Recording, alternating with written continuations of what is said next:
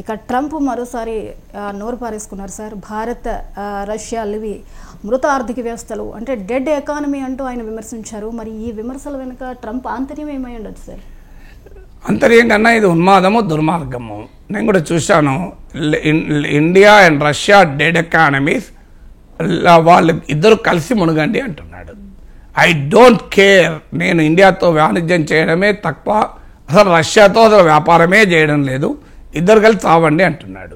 ఒక friendly కంట్రీని dead economy అని పోల్చడము, ఇద్దరు కలిసి మునగండి చావండి అనడము, అసలు ట్రంప్ పట్ల భారత వైఖరి ఎలా ఉండాలనడానికి ఇదొక్కటి సరిపోతుంది. అన్ఫార్చునేట్లీ ఇప్పటికీ మోడీ ట్రంప్ అని పేరు పెట్టి విమర్శించడం లేదు. అన్ఫార్చునేట్ ఇది. ఎందుకంటే అంత ధైర్యస్తుడని చెప్పే నరేంద్ర మోడీ ట్రంప్ గురించి ఎందుకు మాట్లాడతలేడు అనేది క్వశ్చనే.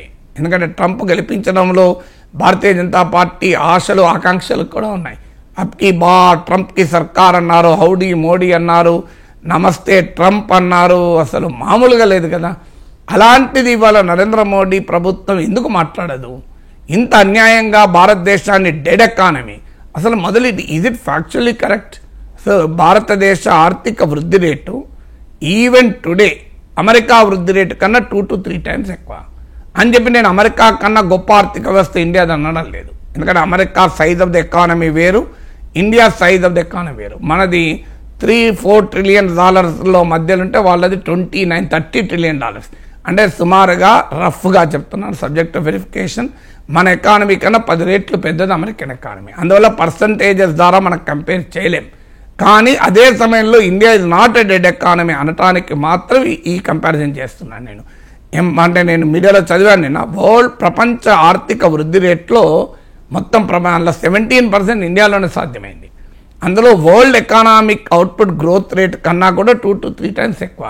అందువల్ల India is not a dead economy. Indian ఎకానమీకి ఉన్న ఛాలెంజెస్ ఉన్నాయి, లేవని నేను అంటలేను.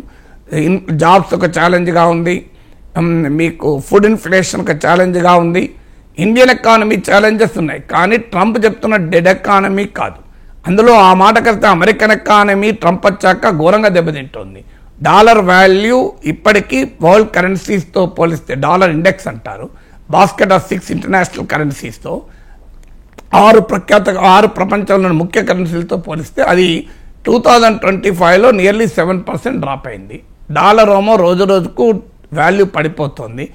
అమెరికన్ స్టాక్ మార్కెట్స్ అతలాకుతలమవుతున్నాయి, బ్లడ్ బాత్ చూస్తున్నారు. అందువల్ల అమెరికన్ డెట్ 125% ఆఫ్ జీడిపి ఉంది. ఇప్పుడు బిగ్ అండ్ బ్యూటిఫుల్ బిల్ ద్వారా మరో $3 trillion పెరగబోతోంది.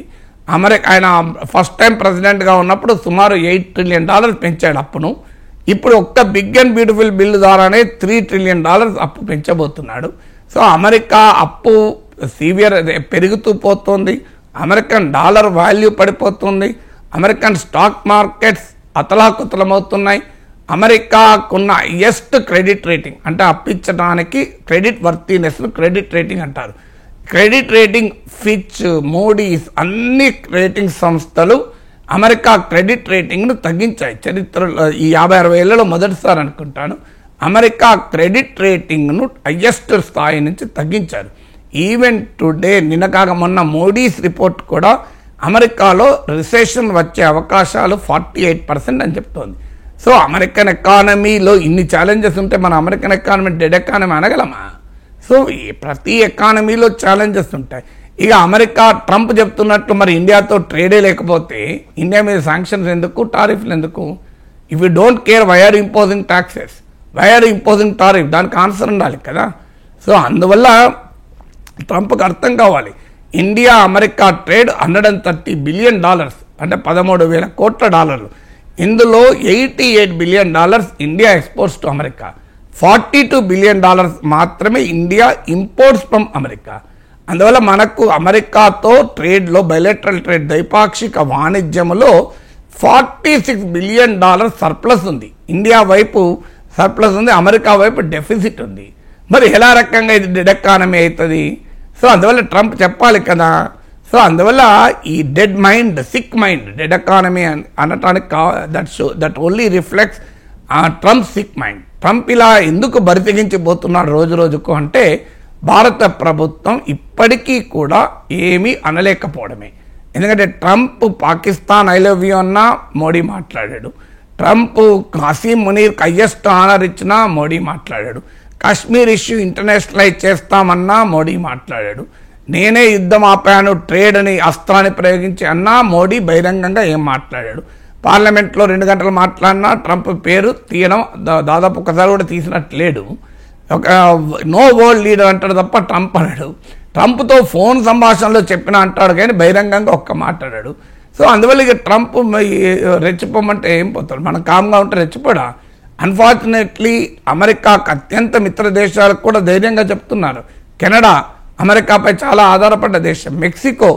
మెక్సికో ఎక్స్పోర్ట్స్లో 86% అమెరికాకే, ఇండియన్ ఎక్స్పోర్ట్లో 18% అమెరికా, 17-18% నాకు గుర్తున్నంత వరకు. అయినా మెక్సికో ప్రైమ్ మినిస్టర్ ఇప్పటికీ డీల్ కుదుర్చుకోలేదు, ఇప్పటికీ బహిరంగంగానే ట్రంప్ హెచ్చరిస్తున్నాడు. జపాన్ సెక్యూరిటీ మొత్తం అమెరికాకు అవుట్సోర్స్ చేశారు, అలాంటి జపనీస్ ప్రైమ్ మినిస్టర్ ధైర్యంగా మాట్లాడుతున్నాడు. ఎందుకో మన ప్రధానమంత్రి ఏమీ మాట్లాడతలేడు. దాంతో ట్రంప్ ఇంకా రెచ్చిపోతున్నాడు. ఇంట్రెస్టింగ్ ఏంటంటే ఇండియా నోమో డెడ్ ఎకానమీ అన్నాడు, మన పైన 25% టారిఫ్ అన్నాడు, అడిషనల్ పెనాల్టీ అన్నాడు.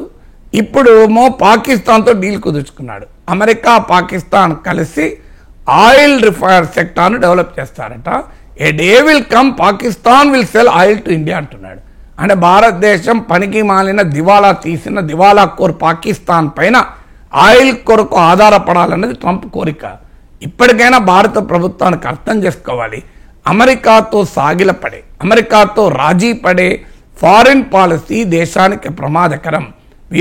Trump understands only the language of strength. ఇలా మీరు చైనాకి ఎలా వింటున్నాడు, పుటిన్కి ఎందుకు వింటున్నారు, పుటిన్ జస్ట్ డోంట్ కేర్ అన్నాడు. ఎందుకు వింటున్నారు, వాళ్ళు లాంగ్వేజ్ ఆఫ్ స్ట్రెంగ్త్ ఆన్సర్ చెప్తున్నాడు. ఆఖరికి చిన్న దేశమైన North Korea, Kim is my friend, I will talk to Kim అంటున్నాడు. ఎందుకంటున్నాడు అంటే కిమ్ కన్నా జింపింగ్ చైనా అంటే పోనీ మనకన్నా పెద్ద దేశం, బలమైన దేశం. రష్యా మనకన్నా బలమైన దేశం ఏం కాదు. Indian economy is not weaker than Russian economy కదా. ఆ మాటకైతే చైనీస్ ఎకానమీ గ్రోత్ రేట్ కన్నా ఇండియన్ ఎకానమీ బెటర్గా ఉంది ఇప్పుడు. నార్త్ కొరియా కిమ్ కూడా ట్రంప్ ఏం మాట్లాడతలేడు, కానీ ఇండియా మీద ఎందుకు మాట్లాడుతున్నాడు. నార్త్ కొరియాను కూడా డెడ్ ఎకానమీ అనలే, ఇండియానో అంటున్నాడు. ఇరాన్ కూడా డెడ్ ఎకానమీ అనలే, ఎందుకంటే వాళ్ళు ఆన్సర్ చేస్తున్నారు. నువ్వు ఒకటంటే నేను రెండంటా అంటున్నారు. దాంతో వాళ్ళని డెడ్ ఎకానమీ అంటలేడు, ఇండియాను మాత్రం డెడ్ ఎకానమీ అంటున్నాడు. So the time has come India to send a strong signal to Trump. ప్రపంచంలో మాకు కూడా ఆప్షన్స్ ఉంటాయి, నీవు కనుక ఎక్కువ చేస్తే we have our own geo political options. మా వ్యూహాలు మాకుంటాయి, మా స్ట్రాటజిక్ ఆప్షన్స్ మాకుంటాయి. ఒకప్పటిలాగా భారతదేశం నాన్ అలైన్ మూమెంట్కు మళ్ళీ నాయకత్వం వహించి అమెరికా బాధిత దేశాలందరినీ ఐక్యం చేసి ప్రపంచంలో వర్తమాన దేశాలకు ఒక లీడర్గా ఛాంపియన్గా ఉండాల్సిన సమయం ఆసన్నమైంది. ఆ ధైర్యము ఆ సాహసాన్ని మోడీ ప్రభుత్వం చూపెట్టాల్సిన సమయం ఆసన్నమైంది.